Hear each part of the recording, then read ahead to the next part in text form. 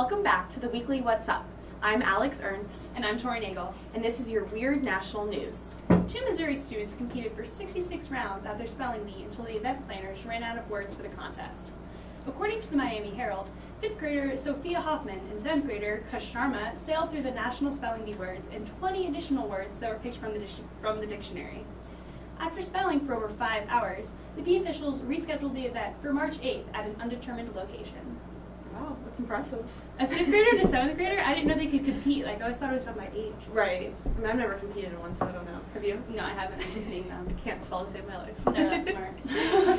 Joseph Valenti, a man in New York, was celebrating his 96th birthday the other day. He decided to celebrate with his family with a birthday cake from King Cullen grocery store. The cake was his favorite flavor, a German apple ring cake.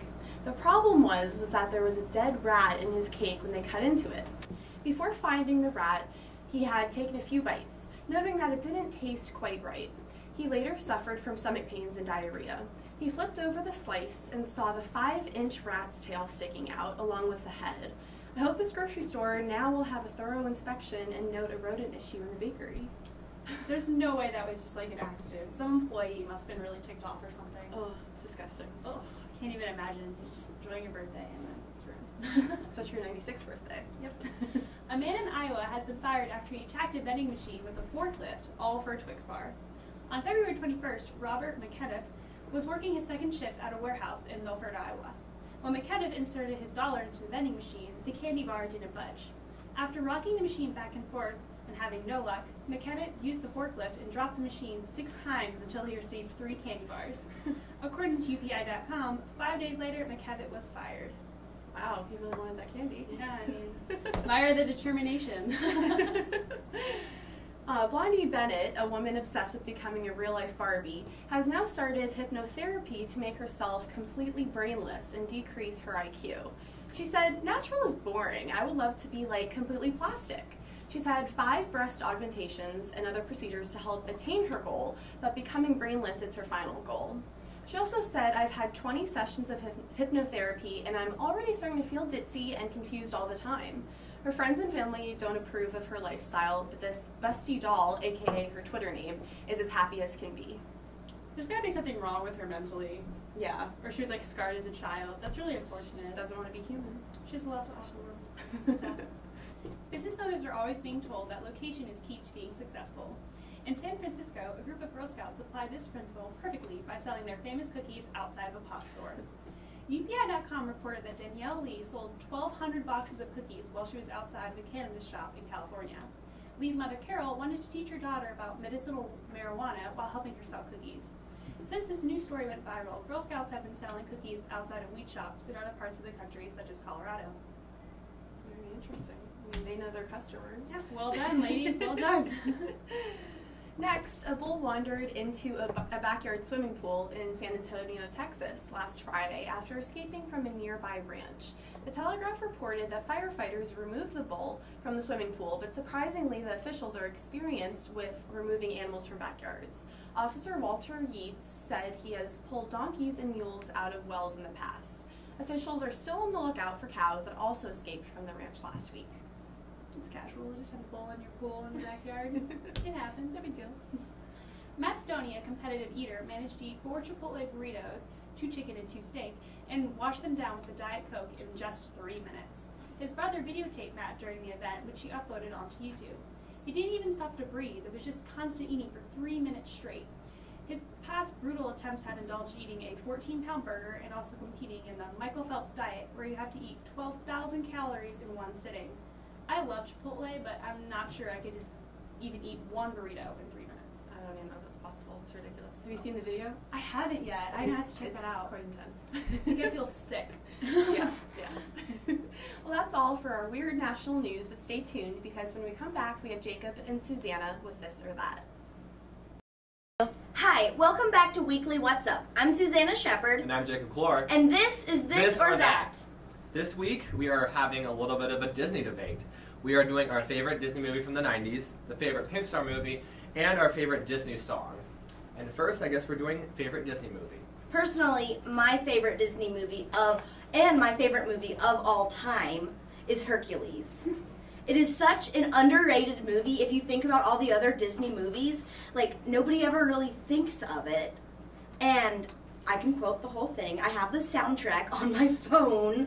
It's an amazing movie. It's about Greek mythology, which isn't really brought up unless it's some big, like, 300 style movie. You don't really think about it in a children's movie type way. And all around, it's the soundtrack, again, it's just so good. Well, my favorite Disney movie is The Lion King. It was released in 1994, so my birth year holds a really special place in my heart.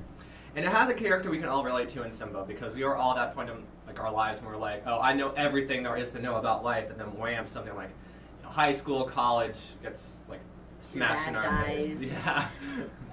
And it's definitely one of the edgier Disney movies. I mean, when you think about it, before then you had like Aladdin and The Little Mermaid, Beauty and the Beast, and they weren't so like too terribly violent. And then you have the Lion King, where within like the first 30 minutes his father dies in such a gruesome way. And then you have pretty much the most epic pair of Disney history, which is Timon and Pumbaa, with their comic relief, and their just comic timing is amazing. And then you have finally Rafiki's infinite wisdom. He's like the voice of reason that we all need in our lives. So, okay.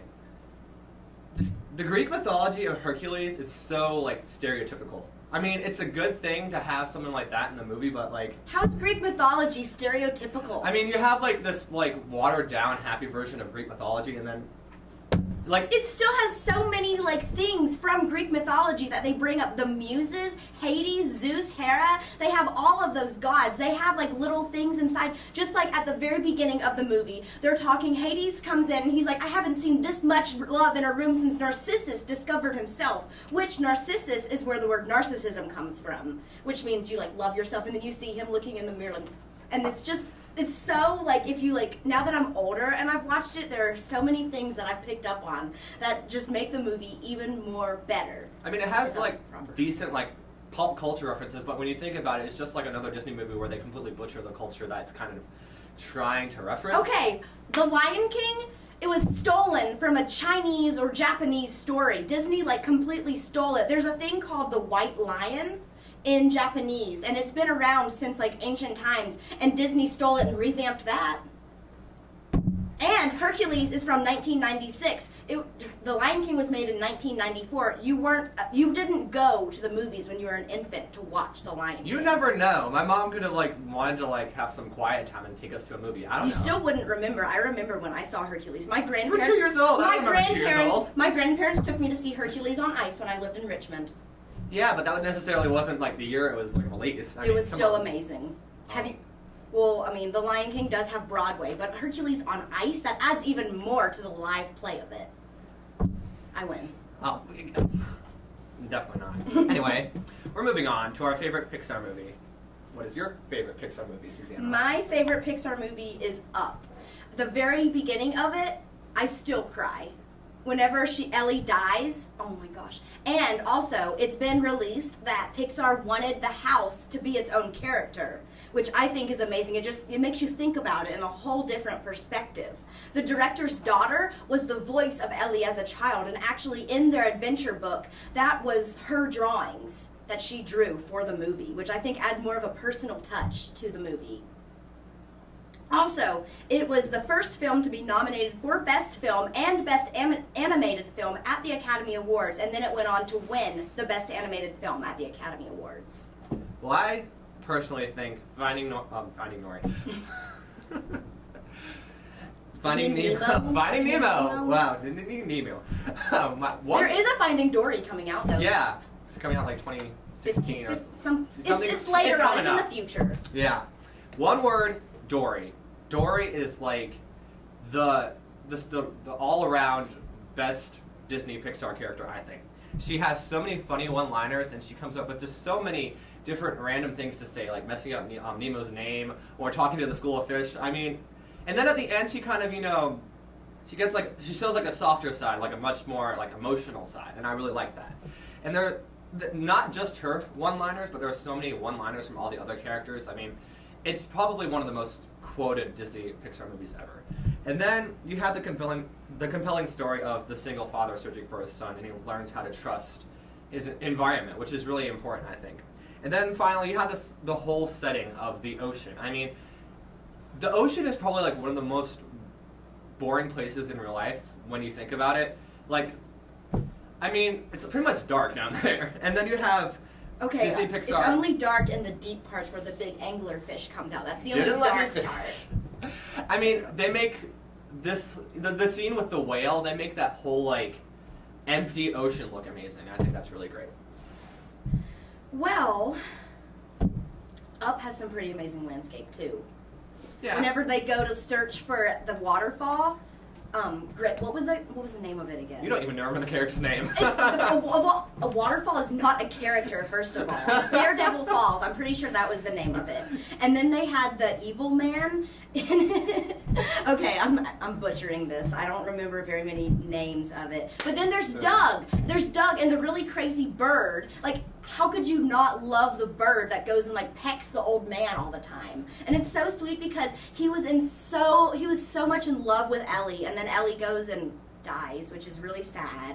And then he opens up again whenever the little boy comes and ends up fulfilling his promise to Ellie whenever she made him promise that he would take her to Daredevil Falls. I mean, granted, like, somebody dying who you're really close to is a really sad moment in your life, but I feel like it brings more like meaning to the movie, and then they bring it up and it's so happy from there, so it plays with your emotions and it makes you like connect to the movie more. I feel like when people say that the whole beginning of the movie was really emotional, it was like 5 minutes of the movie, and it was the best 5 minutes of any movie. And then you forget about the whole beginning of Finding Nemo. I mean, he loses his wife, and then he has like one fish just sitting there. I mean, we kind of have the same plot going on if you think about it. I guess if you think about that, yeah. But I don't know. I just feel like there's so many reasons why Finding Nemo is better. I will give you, they do have a lot of one-line quotes, like the seagulls when they go, mine. You didn't even remember it. It's mine. That's what I said. You said mate, didn't you? Might? It's mine. Is it mine? I thought it was mate. No. Are you serious? Yeah. I always thought it was mate. It's mine. It's mine. We're moving on to our favorite song now. Yeah. What would yours be, Jacob? Well, my favorite Disney song, I guess from like the 90s era, is definitely You'll Be in My Heart by Phil Collins. I mean, any Disney movie, there was Tarzan and I think Brother Bear. With Phil Collins in the soundtrack, it's just instant soundtrack gold because he has such a great way with his voice and the lyrics and the songs that he sings. It's just really great. And then you have like the two versions of the song because you have Kala, the mother ape to Tarzan, singing her version to him, which is really heartfelt, and then you have the Phil Collins version, which I think is just equally as heartfelt. And then you have the orchestra in the background that backs it up, and I think that just really kind of makes it well-rounded, and it's a really great song. I'm pretty sure it won for Best Original Song that year at the Oscars, so. Those are some good points. I couldn't really choose. I love You've Got a Friend in Me by Randy Newman, and then my other one was Circle of Life by Elton John. Elton freaking John. That totally beats Phil Collins right there.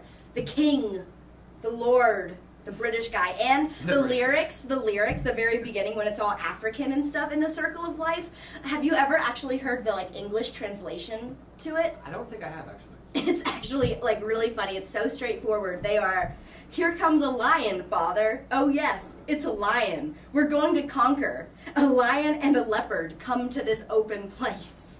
For so long, I heard that, and it's like, those lyrics must be so deep, and then you're like, oh look, a lion. Ah. Here comes a lion. It's so basic. Like, I mean, I don't know. It still sounds really cool, and I think it's cool knowing what it says, and it's like bringing that African culture out. Yeah, but I just feel like when you have the whole thing with that just kind of comes up at the beginning of the movie. But I feel like You'll Be in My Heart is like recurring theme throughout Tarzan, and I just feel like, I don't know. I'm not the biggest Elton John fan. I know people are like Tiny really Dancer. ecstatic about him, but I just feel like Phil Collins is definitely more emotional, more soulful, and just all around better. But I do like what you said about You'll Be in My Heart being a reoccurring theme. I feel like You've Got a Friend in Me is kind of the same thing. Like a boy's favorite toy when he was little. I feel like that's always going to have a special place in his heart. Yeah. Well, I guess that's pretty much all we have for our debate section, but if you're watching this on YouTube, you can leave a comment about your favorite Disney Pixar movie, Disney movie, or their favorite original song, and or if you agree with either of us, that'd be awesome too. Back us up. Me? No. Me. You need the backup, Ah. because obviously I won this, so you definitely need the backup. That's all we have for this edition of This or That, but stay tuned because when we come back, we'll have Corey and Olivia with Girls vs. Food. Hi, welcome back to the weekly What's Up. I'm Corey Purvis. And I'm Olivia Bracia, and this is Girls vs. Food.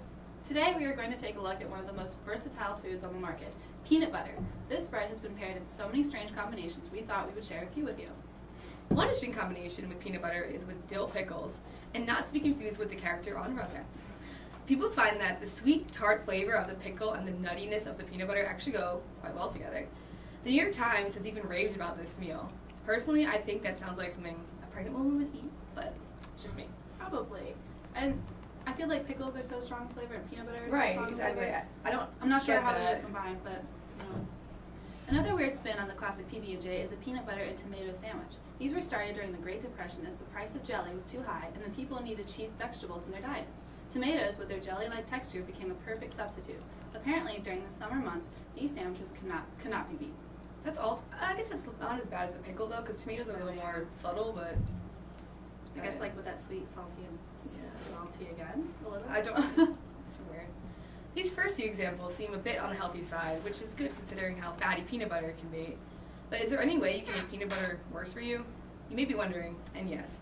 Paula Deen's famous peanut butter and cheese fudge sounds like something out of a horror story. That being said, it gets a 5-star rating on foodnetwork.com. I can actually see that one going together because I personally love cheese and chocolate together. Really? Chocolate and peanut butter is good together, so why not Okay. just throw them all together? And with something kind of like a cream cheese, it's probably be delicious, so Yeah. maybe. Coleslaw is one of America's favorite side dishes, but would you like that mixed with peanut butter? This is a dish that many find surprisingly delicious. A stout cabbage leaf and some julienne carrots, sometimes with a dash of soy sauce, is almost a lettuce wrap and feels slightly Thai in nature. Putting it that way, perhaps a Thai salad wouldn't be too bad after all. It's actually not that bad. Yeah, Think about that. I'll try it. Yeah, why not? One peanut butter combination that I would actually love to try is peanut butter and bacon. I truly think that bacon can go well with literally anything. The sweetness of the peanut butter and the smokiness of the bacon would be perfect together. And apparently Elvis liked peanut butter, banana, and bacon sandwiches, something else I would like to try. I've actually had a peanut butter and bacon sandwich. I've Is it eaten good? It's really good, Is it especially good? if you melt the peanut butter and then you put it on an English McMuffin. It's really Oh, that good. sounds delicious. Oh yeah. Finally, our last weird peanut butter combination is straight out of the Southern Housekeeper article from the 60s. Peanut butter and mayonnaise. This one sounds a little bit too out of my league. This recipe is also featured in a book called White Trash Cooking, which definitely leads me to feel suspicious about the combination. It's so funny. Wow. Yeah, my friend, he's from the South and likes mayonnaise literally on anything. Like, he's the one, if you watched last season, mayonnaise and banana, he suggested that I'm as well. pretty sure my roommate can eat a jar of mayonnaise by itself, So so gross. So gross. it happens. Well, that's all we have time for on Girls vs. Food. Join us next week when we get to dig into some crazy new foods. Bon appetit! Welcome back to the weekly What's Up. I'm Rhiannon Miller, and as you can see, Macy is not going to be able to join me today, but that's okay. I'm here, and let's get started. This week on the weekly What's Up, I'll be discussing the things that we all wished we would have known before college. So first, starting off, it doesn't matter how late you schedule your first class, you're going to sleep through it anyway. Let me just tell you that my first class on Monday, Wednesday, and Fridays is at 1:25. It is a major struggle to get there sometimes, especially on Friday when it's my only class. Next, did you know you'll end up ordering pizza every Friday night, and do not lie to yourself. If you say you're not going to order it every weekend, you're lying to yourself, you're lying to the world, because you and your friends will end up ordering multiple pizzas, not just one, probably a whole few dozen of them. During college, you change so much and you barely even realize it. I know for myself, looking back from freshman year and senior year of high school, I am 100% different than the girl I am now. You just meet new people, you experience new things, and you just grow to change, and you just grow and mature the way you are differently. You can know everything and still fail a test, and you can know nothing and still ace a test. That's the way college works. You can study all night, all week, and fail a test. It's going to be the hardest part of your life, and you're probably going to be very upset. Or you can just be like, whatever. Don't study at all and ace a test. It's just a matter of fact, like how the person you are. It will happen, and let me tell you what, it has happened to me, both failing and acing. The fact that you're turning into one of those people your parents warned you about. Yeah, the last break, my mom told me that I wasn't turning out to be the white race she wanted me to be. Maybe she is warning me about what's going to happen, but everyone experiences something in their own kind of ways. Sunday is a figment of your imagination. Sunday goes by so quickly. Your weekends go by so quickly, but Sunday is literally about 30 minutes long. You wake up probably not knowing what happened the other night, and the hours just go by so quickly. And at one point, you just realize that there's no point in even spending on Sundays because it's just a day where you absolutely do nothing. At one point in your college career, you will go seeing 2 consecutive sunrises without sleeping. Whether you're studying, if you go out, go do something with your friends, you will stay up very late. I wish I would have learned that because I am a very heavy sleeper. I love sleep, I enjoy it, and when I don't get it, all hell breaks loose. You will learn to find out almost anything about your roommate and not care anything about it.